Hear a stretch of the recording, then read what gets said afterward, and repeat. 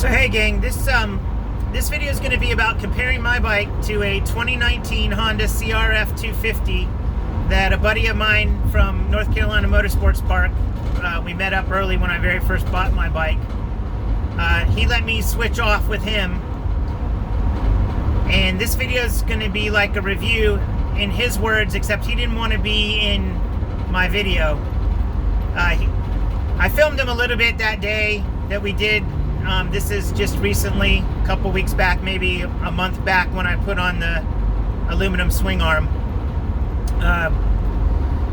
But yeah, he's not comfortable with being on video. He's afraid that some of his buddies were going to make fun of him for riding my bike, and just in general, he wasn't comfortable with it. So I just memorized what he said that day, and I'm going to recount it back to you now. And you can believe it or not. I mean, I've been dealing with so much trolls lately on different media outlets that I have that, you know, so that's just a thing with me now. So I'm just going to say, believe me or not, I don't care. But here's basically what he had to say. I'm going to break it down kind of like how the magazines break it down. So the first thing we're going to talk about is power. So he said he was impressed with how much power the bike put out in its current configuration. He had ridden my bike when I bought it in 2019, I think in November or December of 2019. He'd had a chance to ride it when we were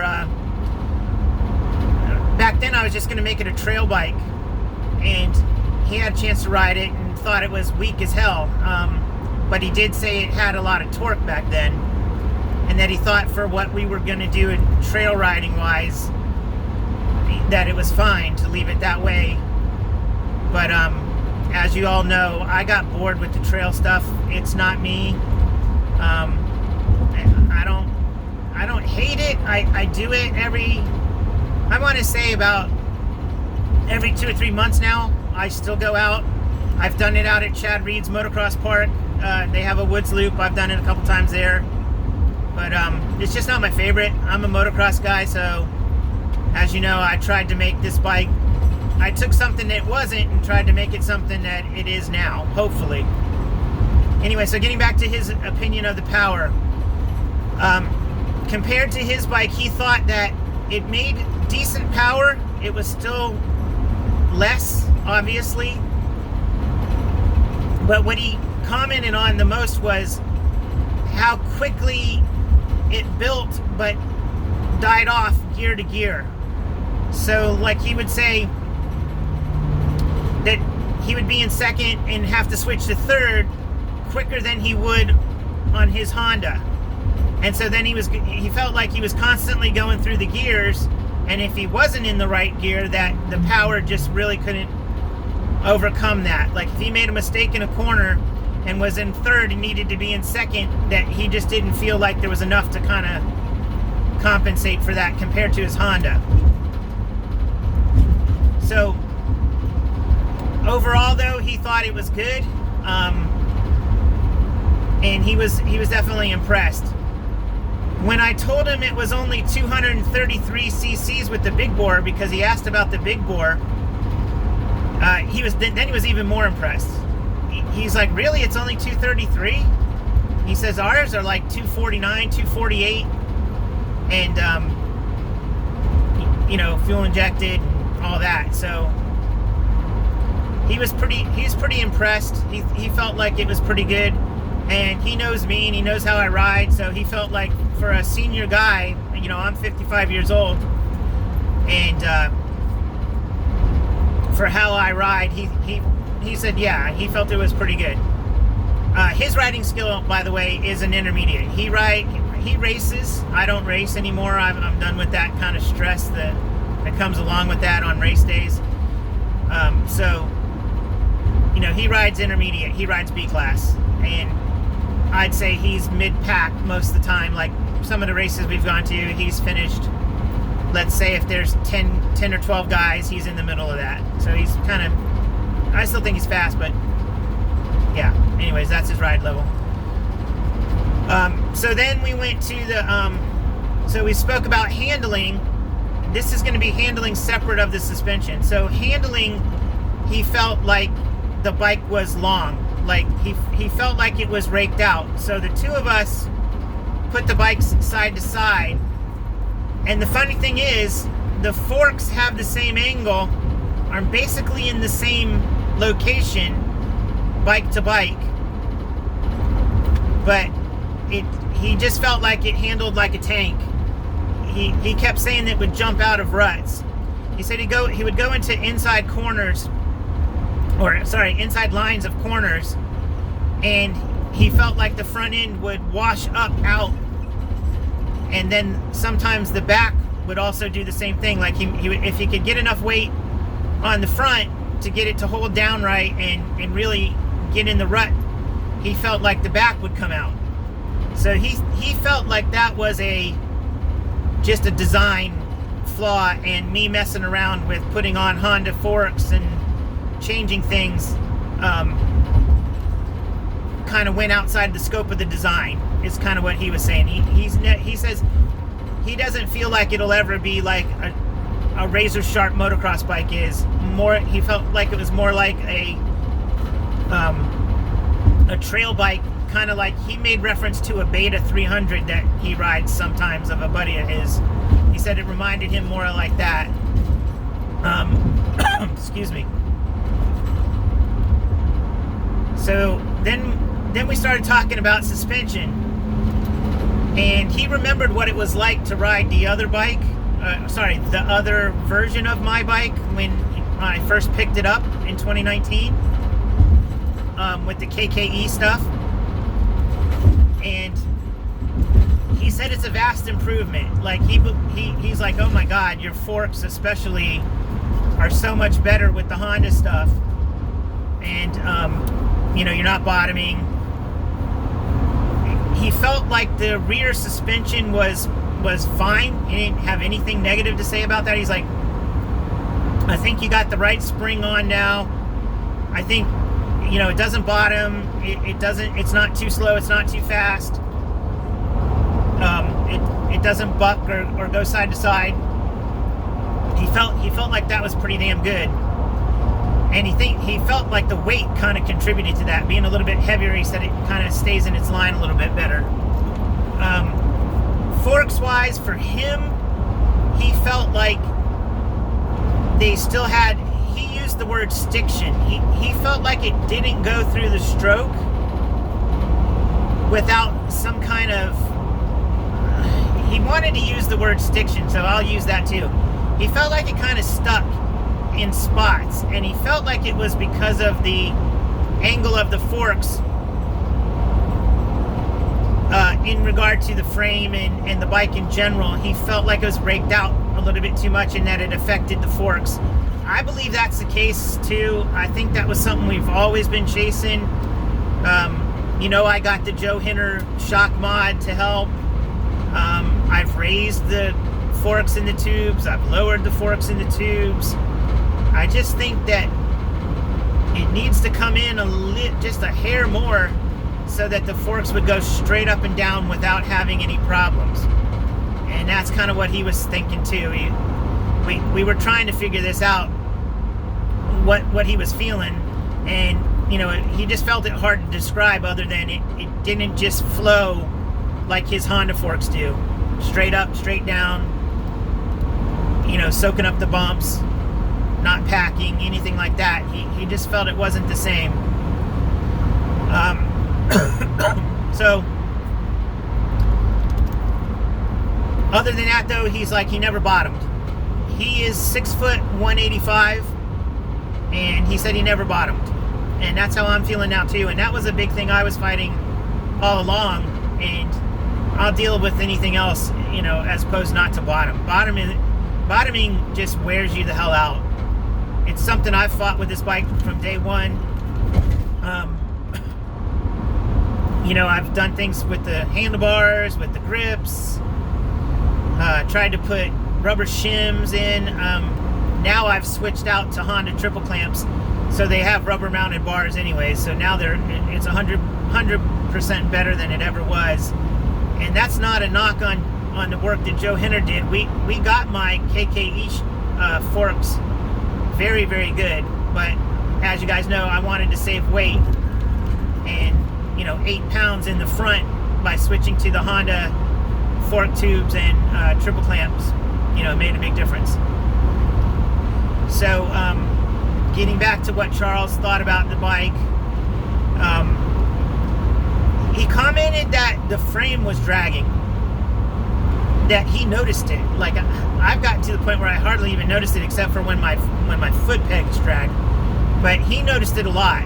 He said it was dragging everywhere, like in the corners, the rutted corners. He's like, man, I feel like it slows your bike down because you've actually got friction against the edges of the rutted corners, or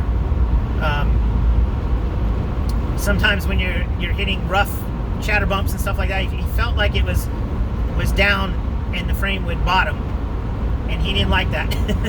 To be honest, he was like, damn, that's kind of fucked up. He's like, the funny thing is your suspension's not bottoming, but I can feel it, so that's just a big difference. We like I said, we had put the bikes together, so his bike was about, ground clearance wise, was about 1.5 inches higher at the frame rails on the bottom, but at the at the foot peg level, it seemed like it was about 2 inches. It's different at the foot peg level, and that's with my having changed out foot pegs that brought them up 1/2 inch. So I think the geometry and the way that they have the frame, the Orion, it just is what it is. It's going to be lower, and the suspension travel is a little bit less. The front forks, obviously, since I switched to the Honda front forks, I do have whatever they have, I guess 11.5, 12 inches, but I can't physically get that out of the forks because the way they're configured in my frame, of the Orion frame, my tire bottoms out on the front fender before it actually bottoms out the travel of the forks. So, there's nothing I can really do about that. Even if I lower them all the way in the tubes, I still deal with that. So, anyways, so there you go. He definitely noticed that the frame, the overall bike was a little bit lower, that it dragged in certain spots, and that the forks, the foot peg platform themselves was also a little bit lower. Other comments that he made, just the random kind of stuff, was he liked my tires. He commented on the tires that I'm running, the Shinkos. He thought they were pretty good for that bike, and that they definitely gripped. He liked my CR high bend bars, my Pro Taper bars. He felt my throttle he felt my throttle was a little bit long, even though I have a 1/4 inch throw. He felt it was long compared to his CR, and I kind of noticed it too. So I started looking into that. I'm gonna see if I can't change the throttle tube, make that a little bit quicker. And that's it. Handling, power, suspension, that's the kind of things we talked about. He asked me about reliability, and I told him I haven't had any problems, really. After I wiped out the rims, I really can't remember anything else that, a bolt here and there, but that's normal on any bike. So now me talking about how I feel my bike compares to his bike. I rode his bike, same thing, 15 minutes. We went back and forth. The big thing I noticed was the power. Even though I feel like my Orion, my modded Orion has a damn good engine, it's not in the ballpark, I don't think. I think I'm down about, well, I know the numbers. I'm running about 31 horsepower. His bike is closer to 38 or 39, and that's the lower end. Everybody says the Honda in 2018, 19, everybody knows it was one of the weaker engines. It's more of kind of centralized in a mid-range engine, low to mid-range, and it wasn't really that I felt that myself. I mean, to me, I felt like it was, more than more than I would need. Not anyone, but more than I would need. But what I noticed the most is what he said too, is it carries the power in each gear longer than what I have. So, to give you an example, where he would stay in a gear, like he could stay in third, I would be going second, third, fourth to kind of keep where he was. So, like, he basically could run the whole track in third, lug it everywhere. If I'm not in the right gear, there's just obstacles I can't even make. Cornering, especially if I'm not in the right gear, and I mess this up all the time. What I don't show you a lot of times on film is where I'll just ride. Excuse me.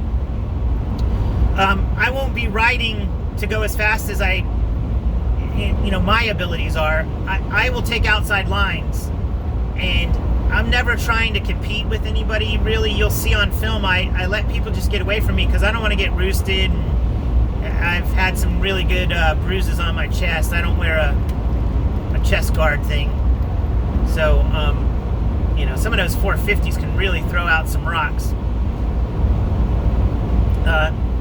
So, getting back to the power, that bike makes great power. I think mine makes good power. It just makes it very fast. It definitely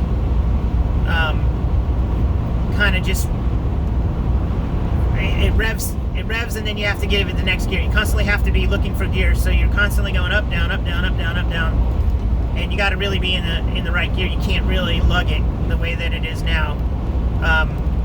Charles commented it. He never rode a two-stroke. I didn't know that till that day.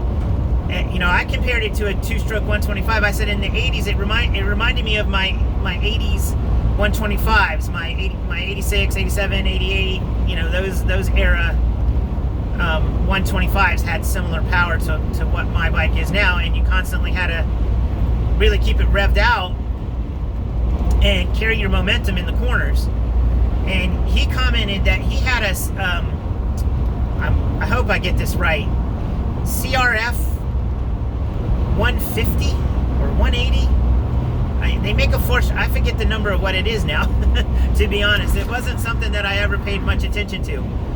But he said he said my bike was like that, like almost an exact copy. He felt like suspension-wise, engine-wise, it reminded him of that. He used to race that thing. He showed me some pictures on his phone of what it looked like. It looked kind of like a big wheel 80cc or a super mini, but it was a 4-stroke engine. But anyways, so my thoughts on his bike is the suspension was way better. I don't know why. It's really perplexing to me. I totally rebuilt the Shawa forks in my Orion, so they're totally rebuilt. There's not stiction from any of the bushings inside or from the fork seals, because they've all been replaced and they're brand new. So while we use the word stiction, I don't think I have stiction. I think I have a bit of a bind from being raked out a little bit. So his, I felt like they're basically similar forks. I felt they worked really good on his bike, and mine work good for what they are, and way better than what I started out with, but not to that level. And the shock, I don't know, shock to me seemed the same. I couldn't tell the difference between the two bikes, really. I mean, I think my shock with the spring I have now is pretty dang good. His bike is taller, obviously. I liked that. I actually liked it. I didn't think I would, but I kind of actually liked it. The foot pegs are taller. The bottom frame rails are taller, so nothing is really ever rubbing the ground. I never drug a foot peg in a rut that day. His foot pegs were super clean. Mine were all packed with the clay mix that, you know, that they run there at NCNP that day. So, yes. So there you go. That basically tells you, you know, that kind of solves it for me, that my bike is what it is. I've made it the best RXB that I think you can make. I don't think you could do anything more to this bike and it be any better. I can't find any more mods. I can't get a bigger, you know, I'm punched out as far as I can go on the bore. We've tried bigger carburetors and it doesn't seem to, you know, the air intake, that the volume that it takes in just can't support it. It'll run. I mean, like on the street, I had it running with a 32 millimeter, but yeah, it just, I don't think it bogs a little bit too much with that. I don't think it's the right thing. I agree with Joe Hinner when he says that the 28 millimeter nibby is the best for it. It's the best results I ever had with it. So yeah, so there you go. You know, pretty much impressive for what I have. You know, other people believe that it's impressive.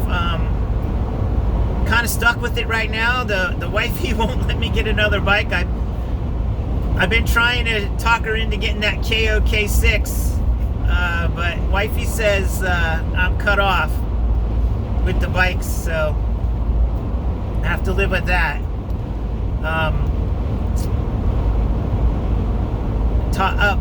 Also, too,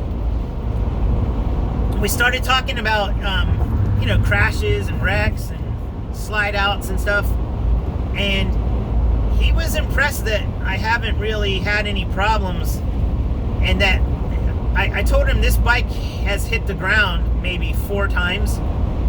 I know I definitely got 1 or 2 of them on camera, but they're basically just slide outs in the corners. I haven't really had anything really, you know, no real bad wrecks. Of course, you guys know I cracked a frame. I blew out some, you saw on film, blowing out the rear rim. One that you don't see that I had was I went head over heels on I came up short and nosedived a jump at North Carolina Motorsports Park. Yeah, don't tell the wife about that one. But that's it, really, that I can remember. That's like 3, maybe 4. I've never been a crasher. It wasn't something that I never rode to that point that I, you know, would be crashing very often. Anyways, the reason why he brought it up is he felt all the changes that I made along the way, because he saw me building them. You know, he would see me at the track and say, hey, what'd you do this week? What'd you do this? You know, he saw my videos. So he kind of thought along the way, he's like, God, I'm surprised you haven't crashed a ton, because you started out with very low horsepower and very crappy suspension. You know, I was convinced you were going to kill yourself, is what he said to me. And I said, yeah, I just backed down everything as I was doing it, and now have progressively started to get, you know, coming back up with the speed and coming back up with the length of the jumps. And even still, we both commented that there are a couple jumps in North Carolina Motorsports Park that are quote unquote too big for my bike, I think. Not that I can't clear them. I've cleared everything. I don't know if you guys know this. If you go back through all my videos, you'll see at some point I've cleared every jump on the whole damn track. And I even sent it on the uphill triple twice. But because of the weight of the bike, it just, yeah, in my opinion, it slams too hard for that. I mean, that is when I will bottom. Now, with the new suspension. Prior to that, I mean, it was bottom city, so we both commented on the weight of my bike. He's surprised that I was able to drop as much weight as I have. I'm down to about 245, 248, somewhere in that neighborhood. But compared to his bike, I'm still 15, 20 pounds heavier. I don't even know what his bike goes, but it felt tons lighter. So, anyways, that's where I am. You know, I'm content. I think that I've created one of the best Orion RXB230, 250, whatever you want to call it, out there. I don't think there's much more that I can't think of anything that I could do or would change. You know, I've thought about changing the silencer, making a custom silencer, but I don't know. That one doesn't weigh that much, and it works. I've repacked it twice, so I think I'm done. unless somebody comes up with something I haven't thought about. I still play with gearing from time to time, but yeah, that's it. So that's it for the video, guys. I'll catch you next time. Peace out.